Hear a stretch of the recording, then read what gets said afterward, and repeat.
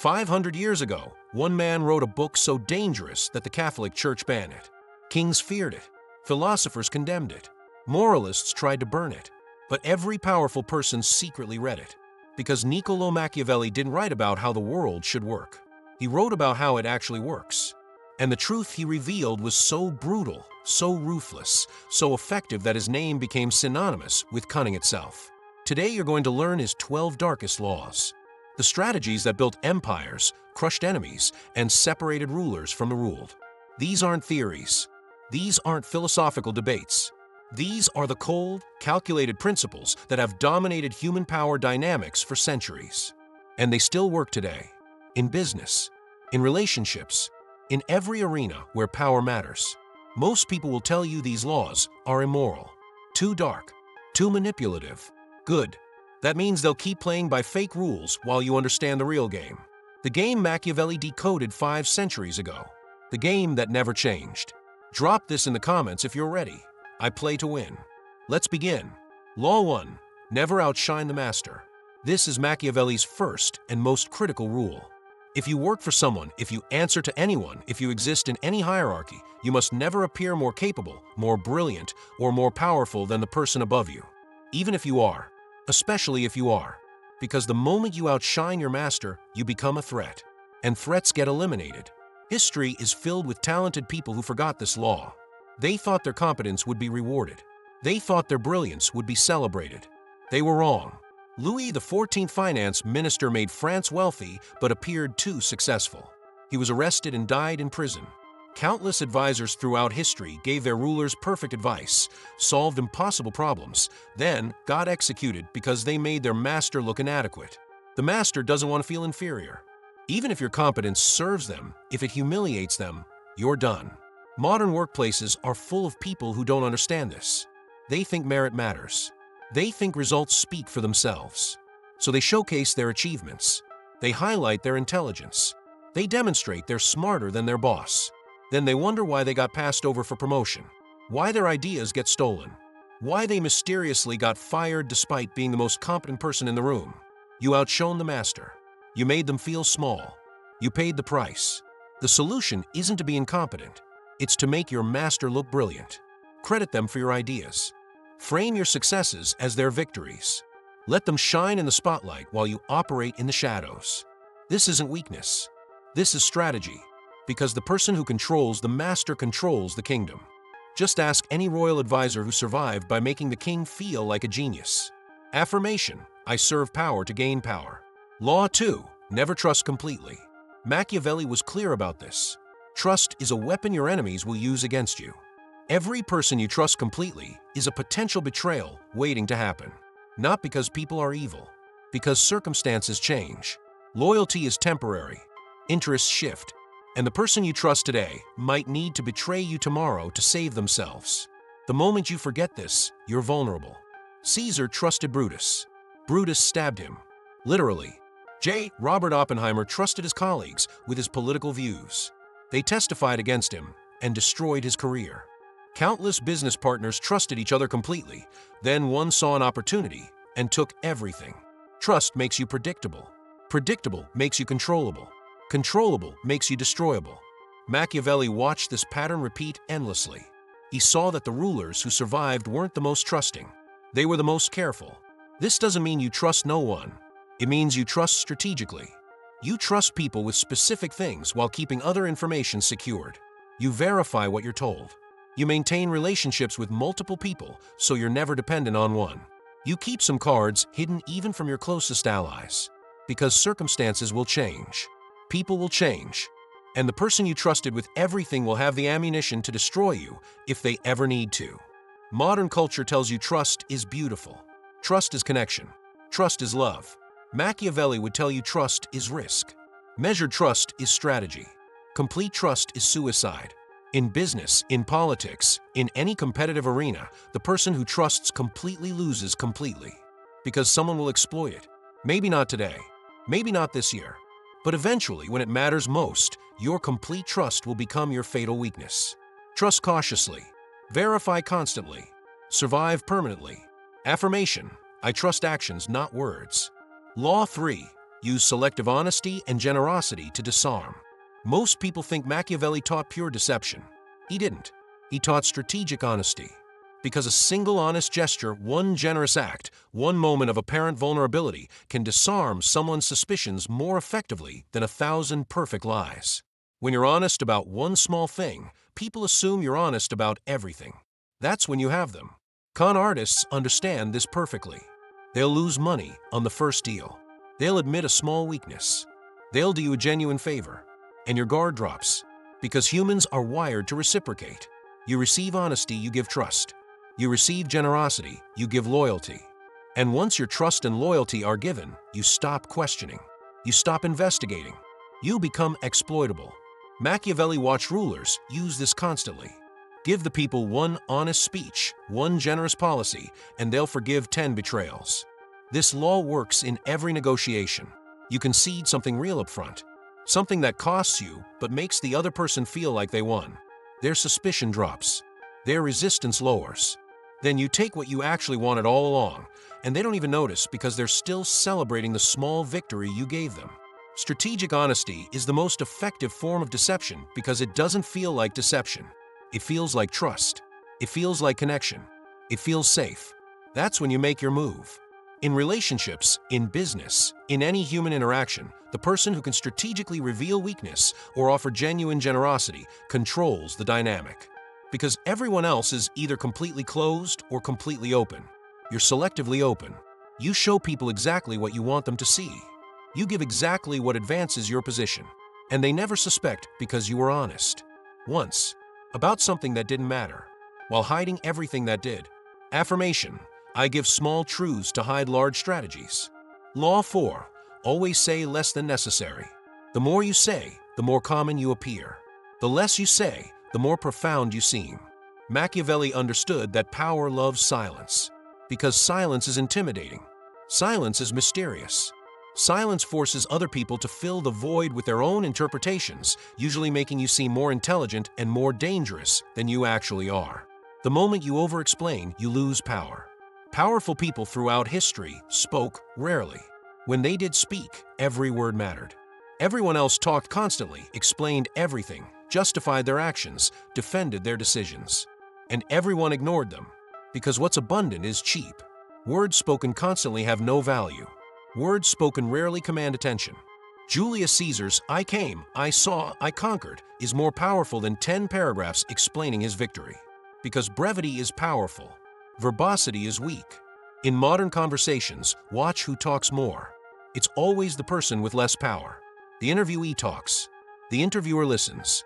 The employee explains. The boss decides. The person seeking approval justifies. The person with approval judges. Every time you over-explain yourself, you give away power. Every time you justify your actions to someone who didn't ask, you submit to their judgment. Every time you fill silence with nervous talking, you reveal that silence makes you uncomfortable, which means it controls you. The strategic use of silence is devastating. In negotiations, the person who speaks first after making an offer usually loses. In conflicts, the person who must fill every silence appears weak. In relationships, the person who always needs to explain themselves submits to the other's frame. Powerful people make statements and stop. They let others wonder. They let others worry. They let others fill the silence with their own insecurities. And while everyone else is talking, powerful people are watching, learning, and planning their next move. Affirmation: my silence is my power. Law 5. Guard your reputation with your life. Reputation is the cornerstone of power. With it, you're feared, respected, and untouchable. Without it, you're vulnerable to any attack. Machiavelli saw that reputation wasn't about being good. It was about being seen as formidable. Because reputation makes your enemies hesitate. It makes allies loyal. It makes neutral parties side with you. And once lost, reputation is almost impossible to rebuild. One scandal can destroy decades of work. One moment of perceived weakness can invite 1,000 attacks. Machiavelli wrote about rulers who lost everything not because they were defeated in battle, but because their reputation for strength was questioned. Once people smell weakness, they circle like sharks. This is why powerful people respond to attacks immediately and overwhelmingly. Not because the attack itself matters, but because letting it stand unchallenged damages reputation. And damaged reputation invites more attacks. Modern examples are everywhere. Companies destroyed by PR crises. Politicians ended by scandals. Influencers canceled overnight. In every case, the damage wasn't the initial event. It was the reputation collapse that followed. Because once people perceive you as weak, vulnerable, or problematic, they treat you accordingly. Support evaporates. Opportunities vanish. Enemies emerge. All because reputation shifted. Machiavelli would tell you to defend reputation more fiercely than you defend actual power. Because reputation is power. But here's the dark part. Reputation is partly image, which means you can construct it strategically. You can create a reputation for ruthlessness by making one brutal example. You can create a reputation for generosity by one well-publicized act. You can create a reputation for being untouchable by never showing weakness publicly, even when you're bleeding privately. Reputation is the story people tell about you, and you can write that story through careful action and strategic visibility. Guard it, craft it, use it, because your reputation precedes you into every room. Make sure it terrifies your enemies and attracts your allies. Affirmation: my reputation is my shield and my sword. Law 6, court attention at all costs. Everything is judged by appearance. What's unseen counts for nothing. Machiavelli knew that power without visibility is power that doesn't exist. You could be the most competent, most strategic, most dangerous person in the room. But if no one knows it, you have no power. Because power is perception, and perception requires attention. You must be seen. You must be noticed. You must be impossible to ignore. Throughout history, rulers who worked quietly were forgotten. Rulers who created spectacle were remembered forever. Caesar didn't just win battles. He crossed the Rubicon publicly, declaring, "The die is cast." Napoleon didn't just take power. He crowned himself emperor in front of the Pope. These men understood that actions without theater are wasted. You must perform your power. You must advertise your victories. You must ensure everyone knows what you've accomplished. Because if they don't know, you didn't accomplish it. Not in the eyes of power. Modern influencers understand this perfectly. Their actual skills might be average, but their ability to capture attention is extraordinary. So they have power. They have opportunities. They have influence. Meanwhile, brilliant people who hate self-promotion die unknown. Because attention is currency. Attention is opportunity. Attention is power. And in a world of infinite noise, the person who captures attention dominates the person who doesn't, regardless of actual competence. But attention must be strategic. Not any attention. The right attention. You want to be known for power, for success, for being formidable. Not for weakness, not for failure, not for scandal. So you court attention through displays of strength, through association with success, through bold moves that make people talk. You become the person everyone discusses, everyone notices, everyone respects or fears. Because being invisible is death, being controversial is life, and being powerful requires being seen as powerful by everyone who matters. Affirmation: I command attention and control perception. Law 7, make others work for you while taking credit. Use the wisdom, knowledge, and labor of other people to advance your own cause. This not only saves you valuable time and energy, it gives you a godlike aura of power. Machiavelli saw that every powerful person stood on the backs of talented people whose names nobody remembered.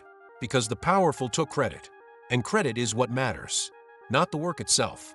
History remembers Thomas Edison as the inventor of the light bulb. He wasn't. He had a lab full of talented people who did the actual inventing. He took credit. History remembers Steve Jobs as a genius designer. He wasn't. He had teams of brilliant designers. He took credit. This isn't theft. This is understanding how power works. The person who gets credit gets power. The person who does the work gets paid and forgotten. Harsh truth, but truth. In any organization, the person at the top rarely does the most work. They orchestrate. They direct. They claim the victories. And people accept this because that's how hierarchies function. The leader takes responsibility when things fail, so they take credit when things succeed. This is the deal. But Machiavelli added a darker layer. Even when you're not at the top, you can take credit strategically. You can position yourself as the architect of success even when you were just a contributor, by controlling the narrative. Modern workplaces reward this constantly. The person who presents the project gets credit, even if someone else did the work. The person who communicates the victory gets remembered, even if someone else achieved it. This is why effective leaders build teams of talented people, then stand in front taking credit. It looks brutal, but it's honest about how power actually distributes. You can be the brilliant person in the back doing the work for someone else's glory.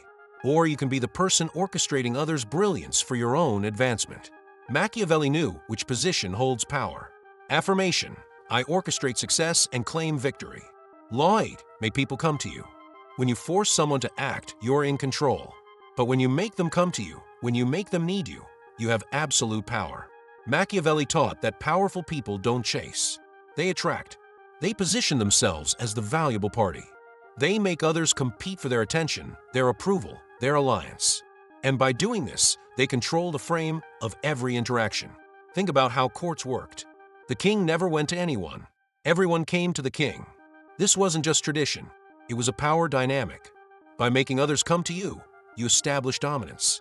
You set the terms. You control the environment. You maintain psychological superiority. The person who chases has lower value than the person being chased. The person who needs has less power than the person needed. Simple dynamics. Brutal effectiveness. In modern contexts, this plays out constantly. In dating, in business, in negotiations. The person who appears too eager, too available, too desperate loses immediately. Because desperation signals low value. Scarcity signals high value.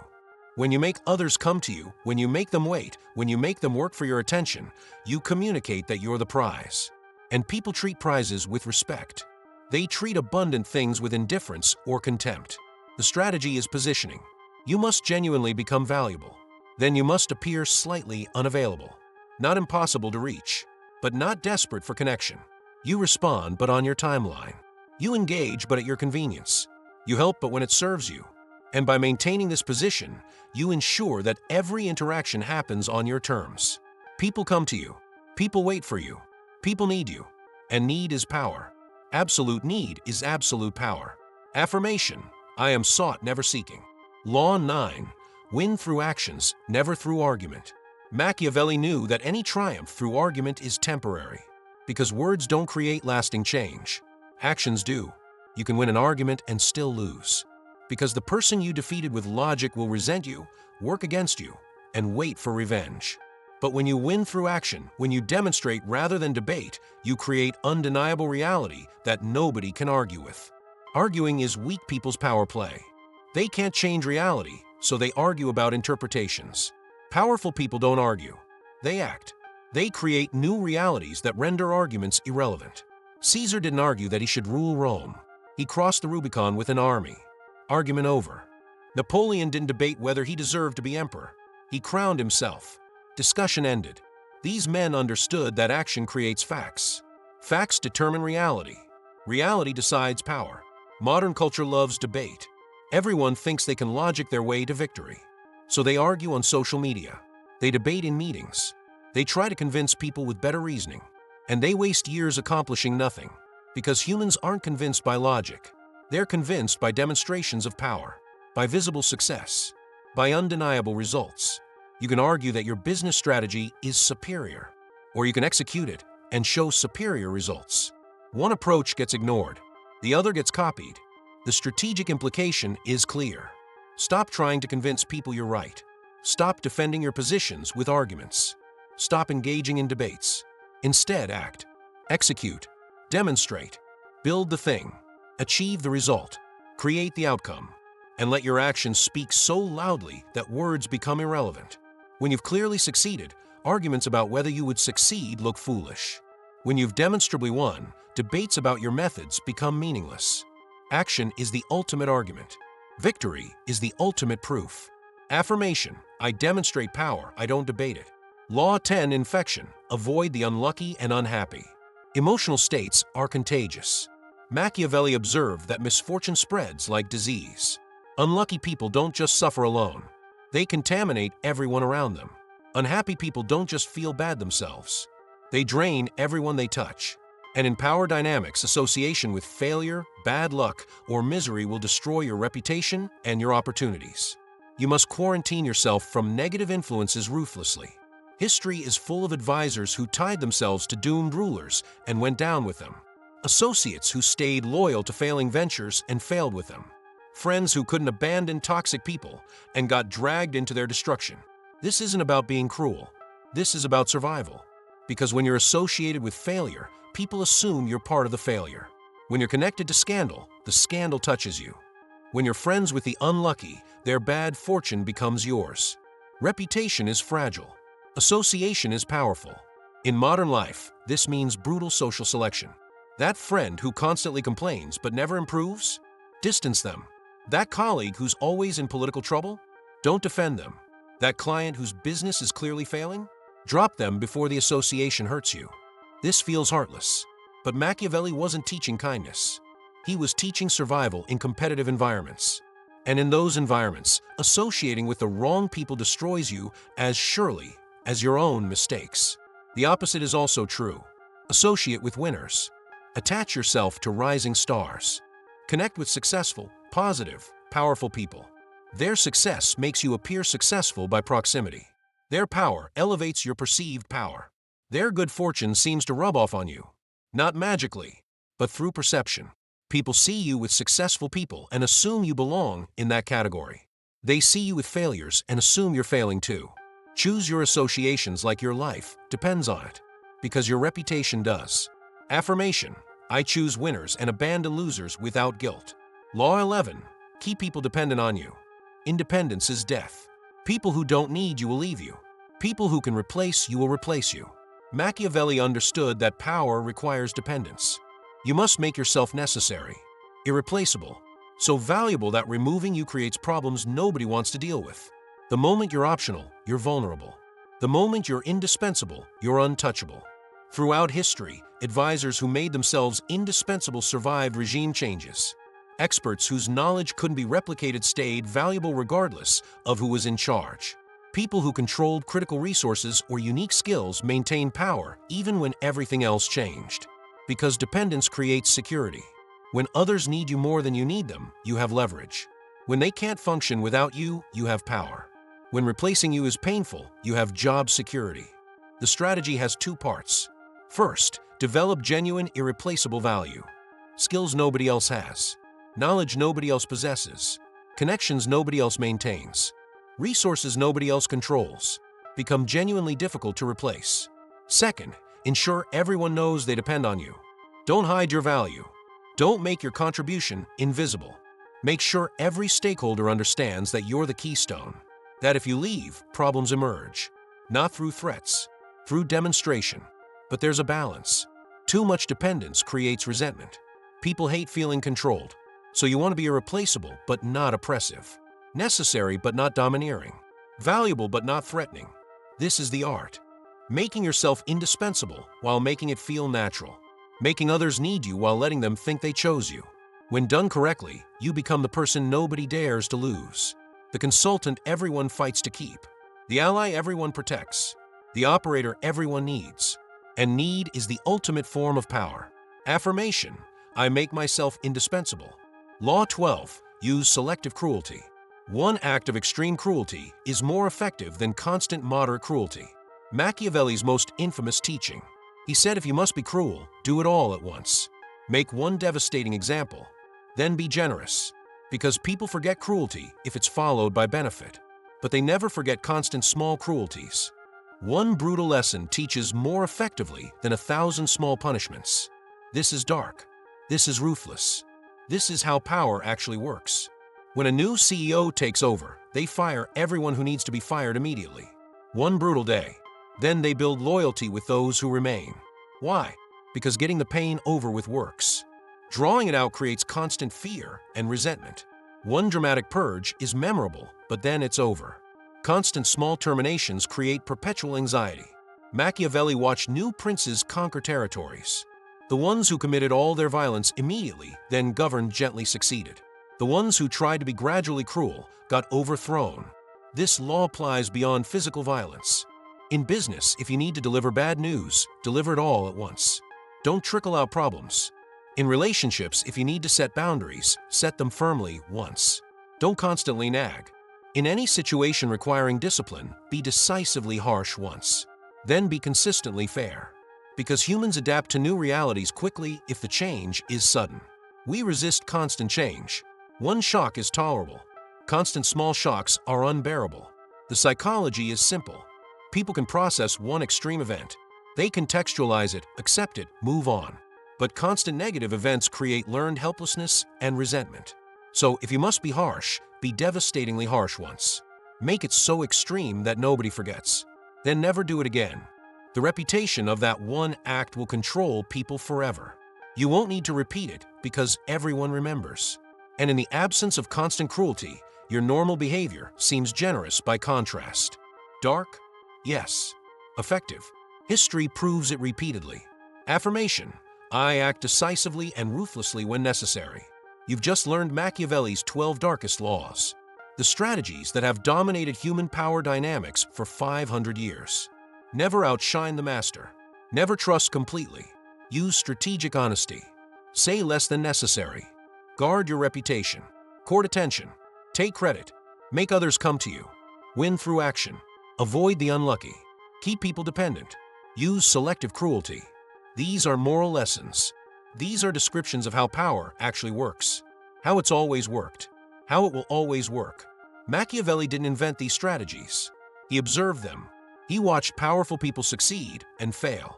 He decoded the patterns. He wrote them down.